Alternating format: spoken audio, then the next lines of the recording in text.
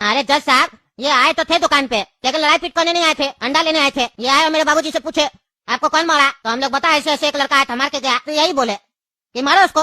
बैठा क्या तुम लोग, पुलिस केस काय करेगा? तुम लोग के पास हाथ नहीं है, चूड़ी पहन के बैठा है। उसको भी मारो, उसका बाप को भी मारो। इसको लेकिन पता नहीं था किसी का बेटा मार के गया, और हमको भी नहीं पता था किसी का बेटा ये जो मार के गया मेरा बाबूजी को। मेरा बाबूजी इससे फिर से पूछा कि आप चाहते हैं कि उसका बाबूजी को भी मारे? तो ये बोला हाँ मारिए, ऐसा बच्चा जो पैदा किया उसको मार खाना ही चाहिए। तो बस उसके बाद मेरा बाबूजी इसको मारा पकड़ के। अच्छा अच्छा, मतलब तुम नहीं मारा, खाली बाबूजी मारा? ऐसा तो नहीं, झूठ बोल रहा है, बाबूजी है नहीं तुम्हारा, उसको सजा नहीं दे सकती है, तुम अपना नाम नहीं बता रहा। अरे जज साहब देखिए, हम सच बोल रहे हैं, हम चाहते तो झूठ भी बोल सकते थे कि ये मेरा बाबूजी को मारा, इसको भी फंसा देते। आप ईमानदार है तो हम भी भोजी वाला का बेटा है, हम भी ईमानदार है। हाँ बढ़िया बात है, ईमानदार हो तो ईमानदारी रहना है। यानी इसको मारते मारते तुम्हारा बाबूजी का बीपी और हाई हो गया, गुस्सा में बीपी हाई हो जाता है, तभी उसका मौत हो गया। तब तो किसी का गलती नहीं है ना, तुम्हारा बाबूजी का गलती है।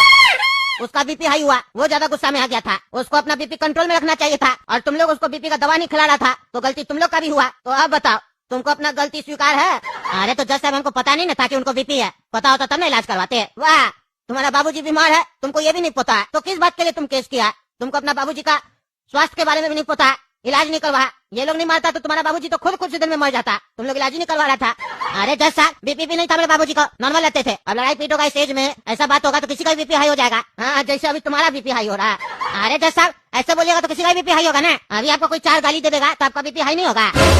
अभी तो चिल्ला रहे हैं, जब ये उठ के बीच में कोर्ट में बोलने लग गया कि हम अपना बच्चा को सुधारेंगे, आप भी चिल्लाने लग गए, आपका भी बीपी हाई हो गया। तो इसका मतलब क्या, आप बीपी का दवा लेते हैं या फिर आप मर जाइएगा? अरे मेरा जो बीपी हाई होता है ना, तो सामने वाले का मौत आता है, मेरा नहीं, समझे? शांति से खड़े रहो। तुम सुनो रे लड़का, गलती तो तुम्हारा ही है, बहुत तुम भैंसिया का दूध पी के मारता है ना सबको।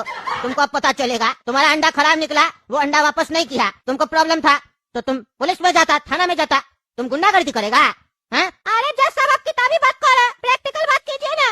हम अगर थाना में जाते, इंस्पेक्टर को बोलते मेरा अंडा खराब निकला, वापस नहीं करा, तो क्या इंस्पेक्टर मेरे साथ चलता? वो अंडा नाम सुन के हमको डंडा मारता। आप यहाँ कुर्सी पर बैठ के ऐसा बात करते जैसे लगता है कि दुनिया आप देखा ही नहीं है। अच्छा अच्छा, तुम मतलब दुनिया देखा हमसे ज्यादा? नहीं नहीं, हमसे ज्यादा दुनिया तो आप देखे है, तभी ना गोल गोल घुमा के बात कर रहे, सीधा नहीं कर रहे। आप तो ईमानदार जज है ना, सीधा सीधा बोलते, सीधा सीधा बोलिए। आप बताइए ना, हम जाते तो क्या हमको मदद मिलता? आपके पास आते बोलते जज साहब मेरा अंडा खराब निकला, हमको ऑमलेट खाना है। क्या आप मेरा बात सुनते?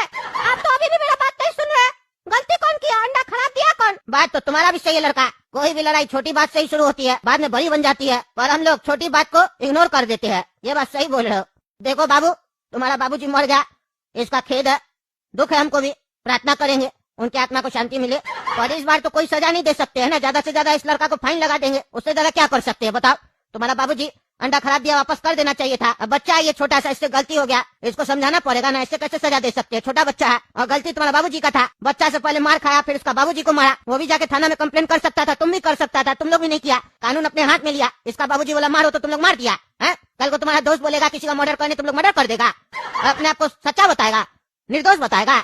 गलत बात है ना, तुम लोग को भी हम सजा नहीं दे रहे, नियम से तो तुमको भी सजा देना चाहिए। तुम लोग काहे नहीं कंप्लेन किया थाना में जाके? नहीं ना दे रहे हैं, क्योंकि तुम्हारा बाबूजी मर गया, तुम केस किया है, न्याय पाने के लिए तुम कोई सजा दे देंगे तो तुम्हारा कानून व्यवस्था में से भरोसा उठ जाएगा। इसीलिए इस बात पे मिट्टी डालो और शांति से रहो। और तुम सुनो रे लड़का, तुम्हारी वजह से इसके बाबूजी का जान गया, तुम जाओ इसका घर पे, इनका बाबूजी का तस्वीर के सामने माफी मांगो, समझे? और इसका भी पैर छूना, और जितना भी घर में सदस्य है सबका पैर छू के माफी मांगेगा, तुम समझे? और जितना अंडा चुरा के आया था इस लोग का दुकान से, उतना ही अंडा इस लोग को लौटाएगा, समझा? बोलो मांगेगा माफी? हाँ बोलो, तो छोड़ देंगे, नहीं तो सजा देंगे। बोलो मांगोगे माफी? अरे जज, रुक बे, तेरा बाप नहीं मरा, मेरा बाप मरा है। तो माफी किससे मांगना है ये हम डिसाइड करेंगे, तुम नहीं। अब इस लौंडा को माफी हमारा बाबूजी ही देगा, और बाबूजी से माफी मांगने के लिए इसको भी ऊपर जाना पड़ेगा। ए पागल है, क्या सोचता है तुम बहुत बड़ा दादा है? कोर्ट में बंदूक लेके आ गया है, क्या सोच रहा है? बच जाएगा तुम तो गया, तुम्हारा तो लाइफ बर्बाद हो जाएगा। तुमको देखो हम कैसा सजा सुनाते हैं, रखो बंदूक नीचे। अरे ओ चचा, ज्यादा दिन नहीं बचा है, इसलिए हंसते रहिए, बैठ जाइए। काहे कि अगर ऐसे खड़ा रहिएगा ना तो लेटा देंगे। अरे इंस्पेक्टर दादा, तुम क्या करने पे मुंह देख रहा है? ये लोग आके बदतमीजी कर रहा है, बंदूक लेके आ गया, कर क्या रहा है? तुम जवाब दो इस लोग को, तुम बैठा हुआ क्या है? अरे जज साहब, आप बात कर रहे थे ना, इसीलिए हम चुपचाप बैठे थे कि पहले आप बोल लीजिए, आपका हो गया तो बोलिए, फिर हम अपना एक्शन दिखाते हैं। अरे जो एक्शन दिखाना दिखा, देखे क्या करता है तुम, लेकिन इस लोग को पकड़ो, छोड़ेंगे नहीं इस लोग को, हम फांसी का सजा देंगे। अरे जी, तुम कहाँ खड़े हो, तुमको पता है अभी अरेस्ट हो जाओगे, इसीलिए बेहतर यही होगा कि चुपचाप अपना पलटन को लेकर यहाँ से निकल जाओ। अबे तुम हमको डरा रहा है? हाँ, तुम हमको डरा रहा है? तुम्हारा जो वर्दी का गर्मी है ना, अपने पास रखो। अरे तुम अपना गर्मी अपने पास रखो। पहली बार हुआ है मंदिर जज का कोर्ट में कोई घुसा है? कौन रहे तुम, सुअर कहीं का? हमको पहले पता होता ना तो ऐसा कुछ होने वाला है तो तुमको हम बताते। अरे ओ चचा, अगर बता भी देते ना तो भी तुम हमरा कुछ नहीं उखाड़ पाते, समझे? काहे कि यहाँ पर हमको कोई नहीं जानता है कि हम कौन हैं। बाल चिंता मत करो, पूरा कद्दूपुर में पहले तुम ही लोग को पता चलेगा कि हम कौन हैं, उसके बाद पूरा कद्दूपुर जानेगा कि हम कौन हैं। अरे तुम तो पागल लगता है रे, पागल लगता है। तुम्हारा बाबूजी को 2-4 चमेटा क्या मार दिया बच्चा तो तुम कोर्ट में बंदूक लेके घुस गया? तुमको डर नहीं लगता है? इतना प्यार करता था अपना बाबूजी से तुम, जब पागल हो गया। अरे जज साहब, लेकिन ये मेरा भाई नहीं है, ये मेरा बाबूजी को बाबूजी क्या बोल रहा है? कौन है रे पागल तुम जो मेरा बाबूजी को बाबूजी बोल रहा है? अरे छोटे भैया, सब पता चल जाएगा, चिंता काहे करते हैं? इन लोग के बाद आपका ही नंबर है। अब अपना जवान कम चलाओ, समझे? सब कोई कान से बढ़िया से सुनो जो हम बोल रहे हैं। काहे कि बढ़िया से नहीं सुने ना तो फिर सुनाना हमको आता है अच्छे से। आप सभी को सूचित किया जाता है ये जो कोर्ट है ना, ये हाईजैक हो चुका है। अब यहाँ से जिंदा वही जाएगा जिसको हम चाहेंगे कि वो बाहर जाएगा। अरे पागल, तुम्हारा बाबूजी को ये लड़का मार क्या दिया? तुम कोर्ट को हाईजैक करने आ गया? पागल वागल तो नहीं है तुम? तुम्हारा बाबूजी को तो ये लड़का मारा है ना, तो तुम पूरा कोर्ट रूम हाईजैक क्यों कर रहा? अरे ओ चचा, इसको अगर मारना होता ना तो कहीं पर भी मार सकते थे। ये मेरा बाबूजी का मर्डर किया है, सिर्फ उसके लिए कोर्ट हाईजैक नहीं हुआ है। मेरा नाम है बिल्ला और मेरे दिमाग का स्क्रू है ढिल्ला। हम अपने बाबूजी की पहली पत्नी का बेटा है। आज तक मेरा बाबूजी मेरे सिर पर हाथ नहीं रखा, काहे कि वो हमको अपना बेटा नहीं मानता था, पर हम उसको अपना बाबूजी मानते थे। मेरा बाबूजी मेरे काम से और मेरे नाम से दोनों से नफरत करता था। इसीलिए मेरा इस चूजा भाई को पता नहीं है कि हम उसका बड़ा भाई हैं। और पता भी कैसे रहेगा, बाबूजी बताए नहीं होंगे इसको, काहे कि अपना गलती कोई थोड़ी ना बताता है। और अब आप जज साहब सोच रहे होंगे कि ऐसा क्या काम करते हैं हम कि हमारा बाबूजी को हमारा काम पसंद नहीं था। चलिए दिमाग पर ज्यादा जोर मत डालिए, हम ही बता देते हैं। 1 अप्रैल 2025 में जो कद्दूपुर में अटैक हुआ था ना, उस अटैक को करवाने वाला हम ही थे। अब तो पूरी तरह से क्लियर हो गया होगा कि आखिर हम है कौन और हम क्या कर सकते हैं। 1 अप्रैल को तो हम कद्दूपुर सरकार को फूल बनाए थे, पर कद्दूपुर की सरकार भी कम नहीं निकली। मेरा 2 आदमी को अरेस्ट कर ली, उसी दोनों की रिहाई चाहिए हमको। अरे यार, तो तुम इतना दिन से सोया हुआ था क्या? उसी समय रिहाई के लिए ऐसा कुछ करता? तुम इतना दिन बाद कहाँ आया, वो भी मेरा कोर्ट में? तुम्हारा बाप को ये 2 चमेटा क्या मार दिया लड़का? तुमको तुम्हारा दोस्त भी याद आ गया जिसको सरकार पकड़ लिया है? अरे जज साहब, इसके पीछे भी कहानी है। मेरी माँ हमको मना की थी कि तुम्हारा बाबूजी जब तक जिंदा है तब तक तुम कद्दूपुर में अपना पैर नहीं रखेगा, नहीं तो तुम्हारा बाबूजी तुम्हारे शरीर में से तुम्हारा जान निकाल लेगा। और हम अपना माँ का बहुत इज्जत करते हैं, इसीलिए आज तक कभी भी कद्दूपुर में पैर नहीं रखे। जिस दिन अटैक हुआ था ना, उस दिन भी हम आना चाह रहे थे, पर माँ को जो हम वचन दिए थे उसके कारण हम नहीं आए थे। पर जब ये लड़का मेरे बाबूजी को मारा और ये खबर हमको मिली, तब मेरे अंदर खुशी का लहर दौड़ गया कि अब हमको कद्दूपुर आने से कोई नहीं रोक सकता है, क्योंकि अब तो बाबूजी भी नहीं है, तो माँ का वचन भी पूरा हुआ और अब मेरा काम शुरू हुआ।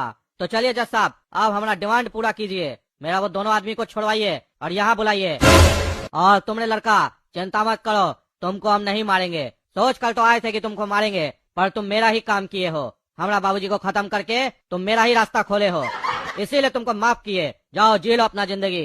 अरे धन्यवाद बिल्ला भाई साहब, आपका भरे स्क्रू ढीला है दिमाग का, लेकिन आप अच्छा फैसला ले लेते हैं।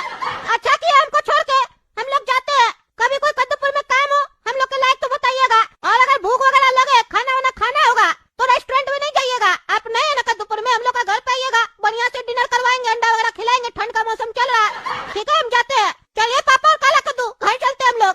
अरे लड़का, मेरा दिमाग का स्क्रू ढीला है, तुम्हारा दिमाग का तो स्क्रू ढीला नहीं ना है। तुमको अभी जाने नहीं बोले हैं, सिर्फ माफ किए हैं। जब तक मेरा काम नहीं होगा यहाँ से कोई बाहर नहीं जाएगा। जज साहब, काम शुरू किया जाए। अरे यार, ये मेरा हाथ में थोड़ी ना है, ये तो होम मिनिस्ट्री का काम है, कद्दूपुर का होम मिनिस्ट्री। इस पे कुछ भी ले सकता है फैसला वगैरह, किसको छोड़ना है किसको नहीं छोड़ना है। रक्षा मंत्री से भी बात करना पड़ेगा। अरे जज साहब, अगर आपको अपना और इन लोग के जान का रक्षा करना है तो रक्षा मंत्री से तो बात करना पड़ेगा। जिससे भी बात करना जल्दी कीजिए, क्योंकि आप लोग के पास समय बहुत कम है और हम जल्दी जल्दी में घड़ी पहनना भी भूल गए हैं, इसलिए हमको समय का पता नहीं चल रहा है। कभी भी किसी को भी गोली मार सकते हैं। और हाँ, याद करके एक हेलीकॉप्टर भी मंगवा लीजिएगा पायलट के साथ। अरे ये तुम गलत कह रहा है, सही नहीं कह रहा। तुम काहे कद्दूपुर में अटैक कर रहा? क्या दुश्मनी है तुम्हारा? अरे जज साहब, सब चीज आपको अभी जानना है। मेरे ऊपर कोई केस किया है क्या? सजा सुनाना चाह रहे हैं कि पूरा मेरा जन्म चिट्ठा जानना चाहते हैं आप? आपको जो काम दिया गया है चुपचाप उस काम को कीजिए।